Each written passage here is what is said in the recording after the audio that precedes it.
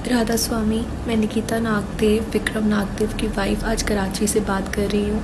मैंने पहले भी सिंधी पंचायत के हेड किशोर कुडवानी जी, मोदी सरकार से यही अपील की है कि मेरे साथ इंसाफ हो।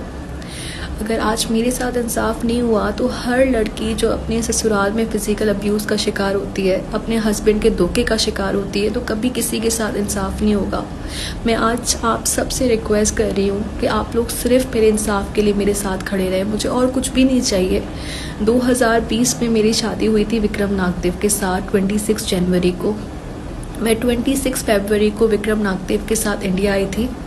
कुछ दिन उनका बर्ताव मेरे साथ बिल्कुल ठीक रहा, लेकिन कुछ दिन के बाद उनका बिहेवियर मेरे साथ बिल्कुल चेंज हो गया। मुझे समझ ही नहीं आया कि ऐसा क्यों हो रहा है। कुछ दिन के बाद जब मुझे पता चला कि मेरे हस्बैंड का अफेयर है, वो भी मेरी जेठानी की खाला की बेटी के साथ, जिसका नाम शिवानी डिंगरा है।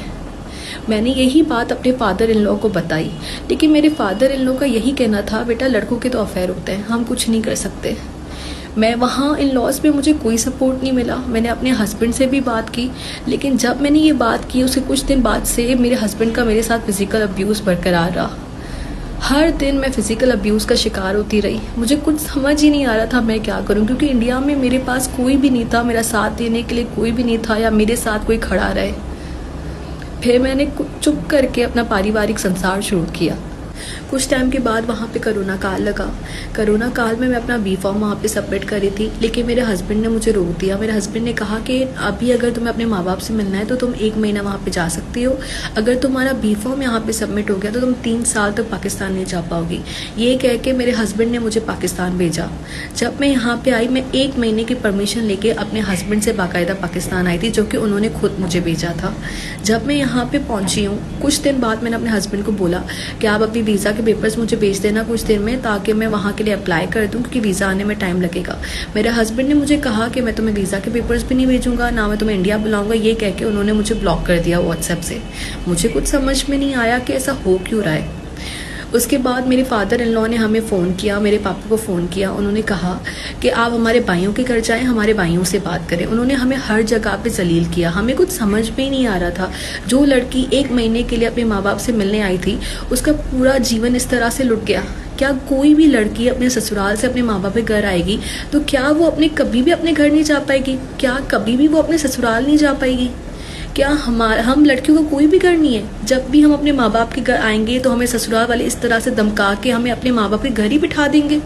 अब जाके मुझे पता चल रहा है कि मेरे हस्बैंड ने वहाँ पे इलीगली शिवानी डिंगरा से एंगेजमेंट की है, जबकि उनकी वेडेड लीगली वाइफ यहाँ पे पाकिस्तान में अपने माँ बाप के घर बैठी है। मेरा आखिर कसूर क्या है कि मैं 1 महीना अपने माँ बाप से मिलने आई, वो भी मेरे हस्बैंड के कहने पे? क्या कोई भी लड़की अपने ससुराल से माँ बाप से मिलने आएगी तो वो कभी अपने घर नहीं जा पाएगी, अपने ससुराल नहीं जा पाएगी? इंडिया में तो ऐसा कानून है कि वो अपनी औरतों, हर औरत के साथ इंसाफ होता है, हर औरत के साथ न्याय होता है, वहाँ वुमेन एम्पावरमेंट है। मैंने तो कभी नहीं सुना कि एक औरत के होते हुए, एक वाइफ के होते हुए कोई दूसरी शादी कर ले, वो भी इलीगली। मैं आज श्री नरेंद्र मोदी जी से, रिस्पेक्टेड किशोर कुडवानी जी से आज फिर से अपील करती हूँ कि आप प्लीज़ इसके ऊपर सख्त कार्रवाई करें और प्लीज़ विक्रम नागदेव को पाकिस्तान डिपोर्ट किया जाए और उसकी इलीगल स्टेप के लिए उसके ऊपर सख्त कार्रवाई की जाए।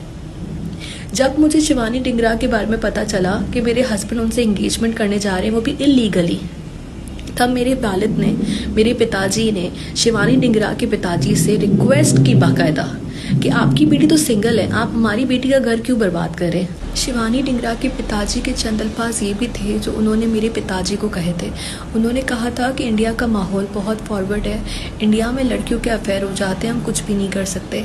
ये शिवानी डिंगरा के पिताजी के अल्फाज थे जो उन्होंने मेरे पिताजी को कहे थे जब उन्होंने अपनी बेटी के लिए उनसे रिक्वेस्ट की थी।